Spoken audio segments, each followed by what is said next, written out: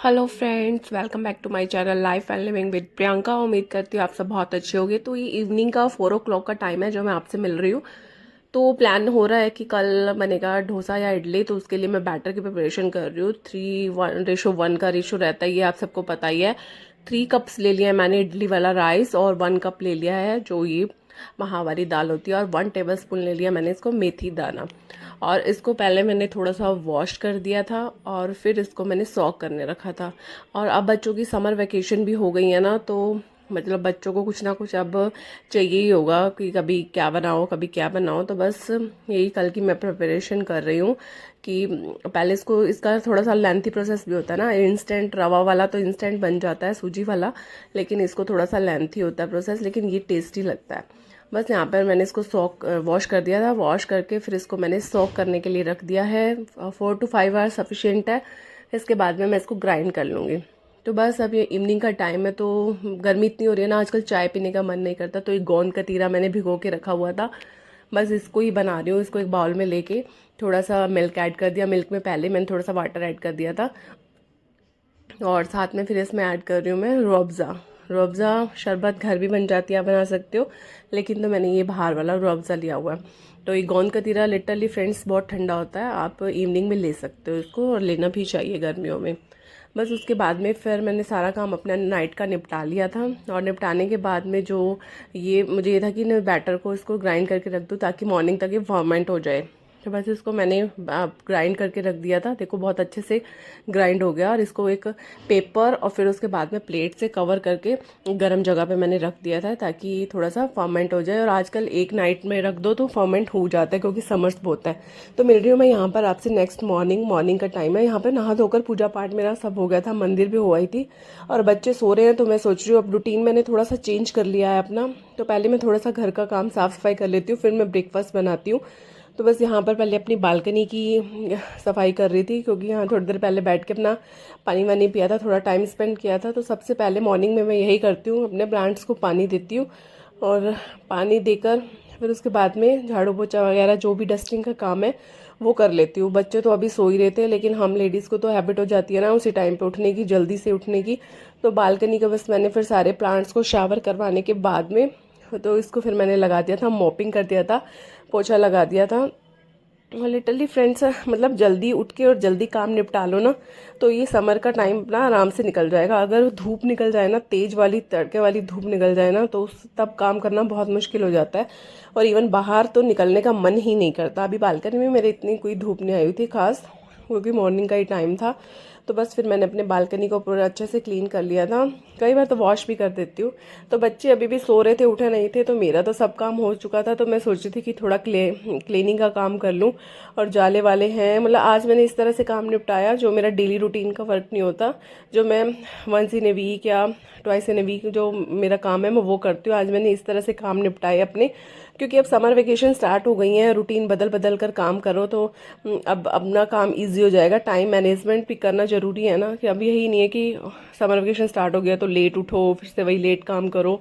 तो बाद में बस जो किचन का जो फर्नीचर था वो भी ना काफ़ी गंदा हो चुका था, कई दिन हो गए थे इसको भी क्लीन नहीं किया था। सोच रही थी जब टाइम लगेगा तब करूँगी, यही सोच रखा था फिलहाल कि समर वेकेशन स्टार्ट होंगी ना मैं तब करूँगी।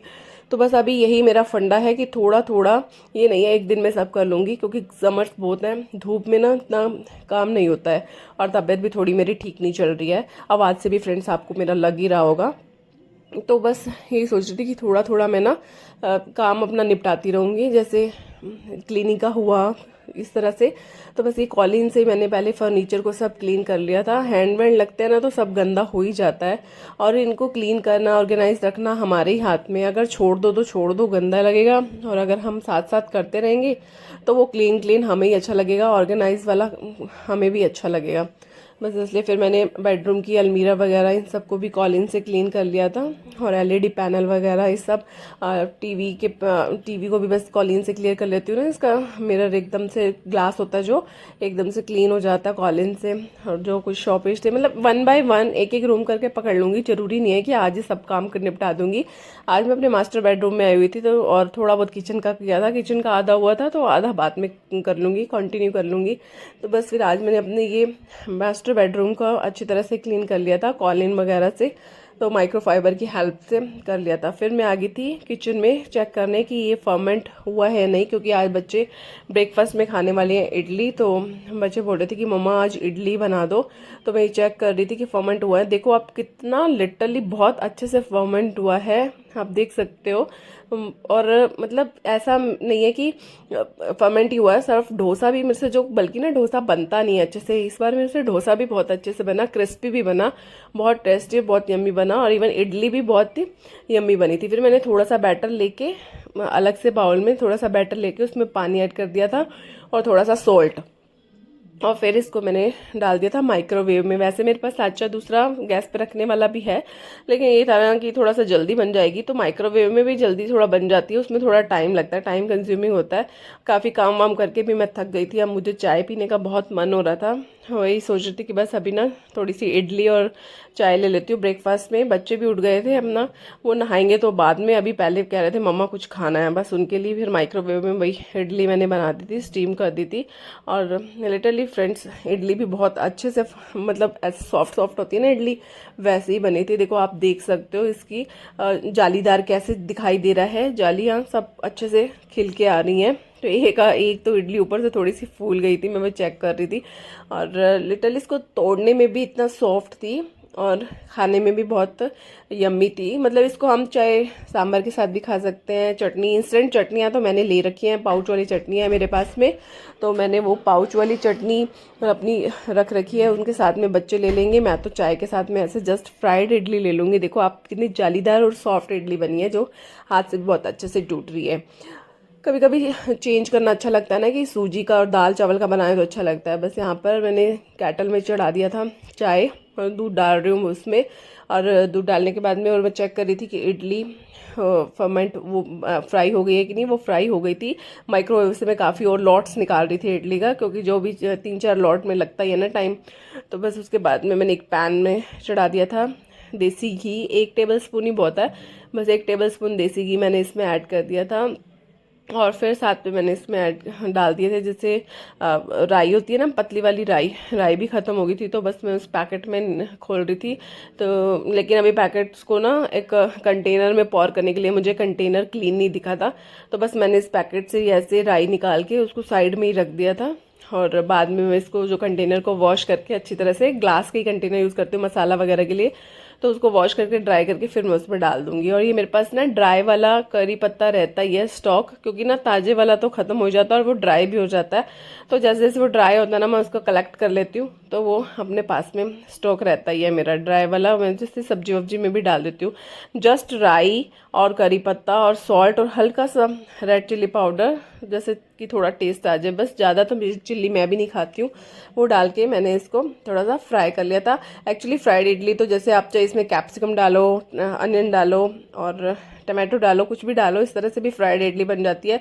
लेकिन नहीं, बच्चों का भी इस तरह से खाने का मन हो रहा था और लिटरली मेरा भी ऐसे ना प्लेन प्लेन इडली खाने का मन हो रहा था, क्योंकि तबीयत थोड़ी इतनी अच्छी है नहीं। तो फिर मैंने इस तरह से ना ज़्यादा सब्जियों को फ्राई नहीं करा, सिर्फ इसको इडली को 1 टेबल स्पून घी में ही हल्का सा फ्राई रोस्ट कर लिया था, और इसको ही मैंने अपनी चाय के साथ में ले लिया था। और चाय के ब्रेकफास्ट करने के बाद में तो बस फिर मैं यहाँ मिल रही हूँ आपको इवनिंग में, सेम डे के इवनिंग में। आजकल बच्चे घर पर हैं तो उनको भूख लग ही जाती है, क्योंकि वेकेशन स्टार्ट है अब, तो बच्चों को कुछ ना कुछ चाहिए। वही बैटर मेरे पास रखा था, बोले मम्मा भूख लगी है। मैंने झटपट आलू बॉयल किए, आलू को मैश किया, फिर उसके बाद में मैंने तैयार किया डोसा का मसाला, क्योंकि बच्चों को था कि इडली तो मॉर्निंग में खा ही ली है, अब हमने खाना है डोसा। तो डोसा भी लिटरली मेरे से ना, मैं बता रही हूँ, पहले भी मैंने आपको बताया कि मुझसे ना डोसा इतना अच्छे से बनता नहीं है, क्योंकि ना वो फॉर्मेंट नहीं होता आई थिंक। और एक ट्रिक और है कि पहले मैं क्या करती थी, नॉन स्टिक वाले तवा में ना बहुत अच्छे से ग्रीस कर देती थी, हालांकि नॉन स्टिक तवा को ग्रीस करने की जरूरत नहीं होती। और नंबर 2 ट्रिक है कि नॉन स्टिक तवा को ना आप ना ठंडा ही रखना, ज़्यादा गर्म करोगे तो वो चिपक जाएगा। तो इस तरह से 2 ट्रिक यूज़ करके मैंने डोसा बनाया था, लिटरली बहुत अच्छे से डोसा बना था। पहले बस ये मसाला बना लिया था, मसाला में भी मेथी दाना, राई, करी पत्ता, सॉल्ट और ये आलू और चाट मसाला सब ये ऐड करके, और मैंने इसको अच्छे से मसाला बना लिया था। प्याज नहीं ऐड किया था क्योंकि लड्डू को भी भोग लगेगा।